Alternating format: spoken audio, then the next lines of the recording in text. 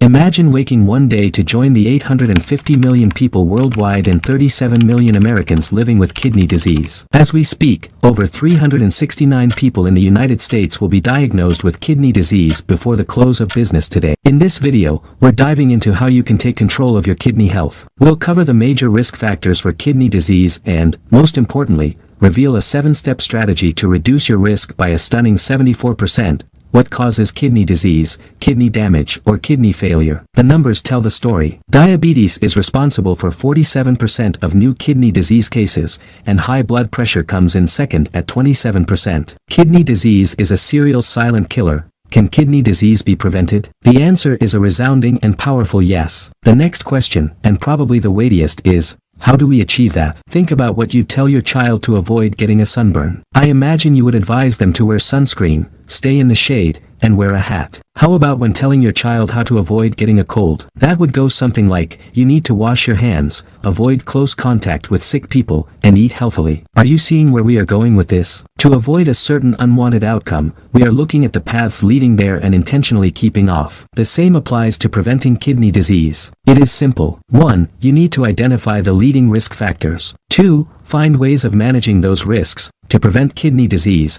you need to prevent diabetes and high blood pressure. Together, these two conditions contribute to an alarming 74% of kidney disease. Thanks to God, these conditions aren't written in our genetic code. We have 3 big clues that show type 2 diabetes isn't necessarily genetic. Clue number 1. Twin studies. Imagine having an identical twin. You share the same DNA, right? But research shows that even identical twins don't always both develop diabetes. This tells us that environmental factors, like diet and lifestyle, play a huge role. Clue number 2. Adult onset disease. Remember when type 2 diabetes was known as adult onset diabetes? That's because it usually develops later in life, pointing to the influence of lifestyle choices over the years. However, today even kids under 5 are being diagnosed, highlighting the impact of our modern diets and activity levels. Clue number 3. Diet changes and remission. Here's the part we all want to hear.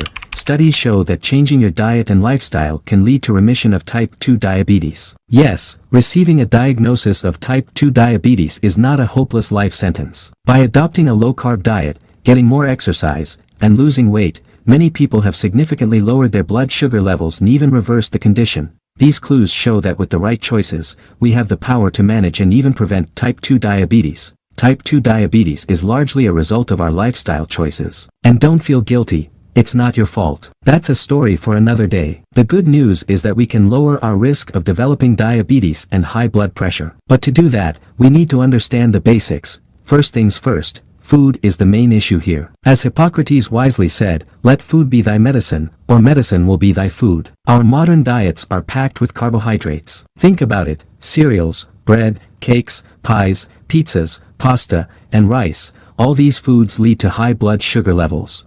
Here's what happens. When you eat these high-carb foods, your body breaks them down into glucose. This glucose is then transported to your liver and into your cells with the help of insulin. Imagine your body is like a city, and the cells in your body are like houses. Glucose is the energy or fuel that powers the city, just like electricity powers your house. But this fuel needs a way to get inside the houses to be used effectively. Now, think of insulin as the key. When you eat food, it gets broken down into glucose, which travels through the bloodstream. But the glucose can't get into the houses on its own. Insulin comes in like a key to unlock the doors of these houses, allowing glucose to enter and provide energy. Without enough insulin, or if the key doesn't work well, the glucose can't enter the houses and ends up staying in the bloodstream, leading to high blood sugar levels. This is like having a city with plenty of fuel available, but it can't get into the homes where it's needed, causing the city to become less efficient and start facing problems. Once inside the cells, glucose can follow 2 paths. 1. Anaerobic. This is a short, 20-step pathway without oxygen, giving 2 units of energy. 2. Aerobic. A longer, 8-step pathway with oxygen, producing 36 units of energy. The problem is, when there's too much glucose, it gets stored as glycogen in your cells or as fat in your body. So, it's not fat that's making us gain weight. It's the excess carbohydrates turning into glucose and then fat. And weight gain is linked to a higher risk of diabetes and high blood pressure. Understanding this helps us see why managing our carbohydrate intake is key to reducing our risk. By making smarter food choices, we can take control of our health and prevent these conditions from taking over our lives. Back to the development of diabetes. The pancreas releases insulin to lower high blood glucose levels and glucagon to raise low blood glucose levels. The problem is that we keep eating, and whatever we are eating keeps raising alarm to the pancreas to release insulin so that to help the glucose enter cells. So insulin is always knocking on the doors of cells for them to receive new glucose loads, even before they're done breaking down previous loads. Consequently, the cells develop insulin resistance. This is a situation where cells no longer respond effectively to insulin. The outcome is consistently high blood glucose levels and eventually diabetes. In preventing and managing diabetes, the focus should be on reducing refined carbohydrates and ensuring adequate mineral intake to support efficient insulin function. A diet low in refined carbs and rich in whole grains and minerals can help maintain stable blood glucose levels and reduce dependency on insulin. So, is it possible to avoid falling into these two snares? The answer is a resounding yes. And here is how. There are 7 simple, safe, and affordable steps to this strategy. Step number 1. Limit or reduce carbohydrate intake, especially refined carbohydrates. Think of your body like a car. Carbs are like fuel, but too much too quickly can flood the engine. When you eat refined carbs, like white bread, pastries, and sugary snacks, they break down into glucose fast, causing a sugar rush in your bloodstream. This sugar rush makes your pancreas work overtime, releasing a lot of insulin to manage the glucose. Over time, this can lead to insulin resistance, where your cells stop responding well to insulin, setting the stage for diabetes. With carbs under control, it's time to focus on another vital aspect of your health. What could it be? Stay tuned.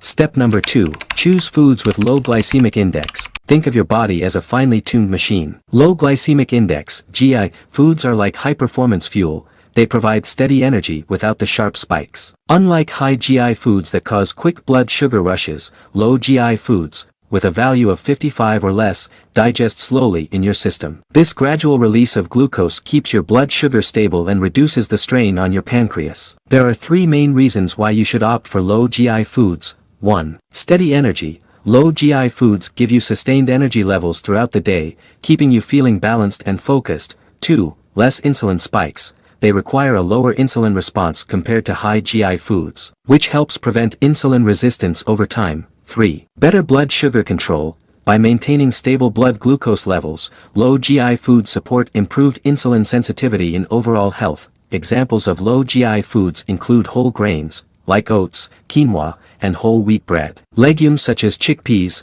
lentils, and beans. Vegetables like leafy greens, carrots, and tomatoes. And fruits such as berries, apples, and citrus fruits. The journey continues. Step number 3. Embrace physical exercise. I know you probably have heard this innumerable times, but give me a minute. From the age of 30, research shows that you start losing your muscles. Yes, you heard me right. They start shrinking. And remember that muscles are the biggest utilizers of glucose in the body. Hence, the more muscles you have, the easier it will be for you to clear glucose from your blood. This is one big reason why you should add physical exercise into your daily routine. It does not have to be straining and long. 10 minutes of walking is enough. Additionally, exercise increases insulin sensitivity, meaning the body requires less insulin to transport glucose into cells. This helps in maintaining lower blood glucose levels and reduces the risk of developing insulin resistance.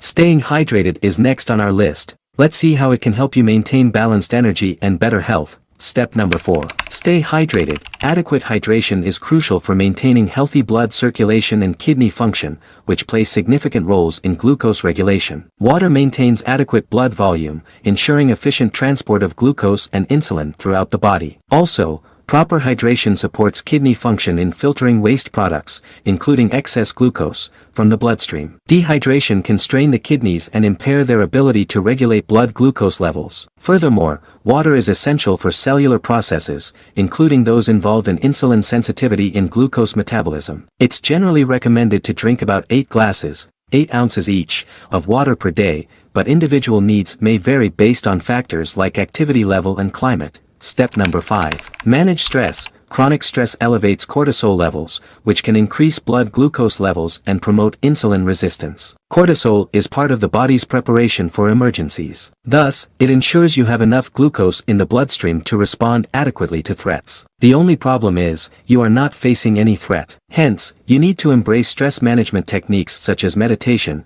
deep breathing, and regular physical activity to help lower cortisol levels, thereby improving insulin sensitivity and reducing the risk of diabetes. Step number 6. Regular checkups. Routine blood tests can detect elevated fasting blood glucose levels or impaired glucose tolerance, allowing for early intervention and lifestyle modifications. Regular checkups monitor blood pressure, cholesterol levels, and weight, which are important indicators of diabetes risk. Step number 7. Quality sleep. You might find this a bit weird, but quality sleep plays a crucial role in enhancing insulin sensitivity. And how do you define quality sleep? Feel rested after sleeping. Plus, sleeping before 10:30 p.m. You must have heard the saying, 1 hour of sleep before 12 o'clock midnight is worth 2 hours after. We are talking about deep sleep here. It is one thing to know the meaning of quality sleep. It is another thing to know how. Let me give you a few tips. 1. Don't take coffee past 12 o'clock noon. 2. Ensure your bedroom or sleeping space is as dark as possible. There is a reason we are not nocturnal. 3. Reduce your exposure to blue rays. Lack of sleep can disrupt the balance of hormones such as insulin, cortisol, leptin, and ghrelin. Poor sleep increases cortisol levels, which can raise blood glucose levels, and decreases insulin sensitivity. Adequate sleep helps maintain proper hormone levels, supporting optimal glucose metabolism and reducing diabetes risk.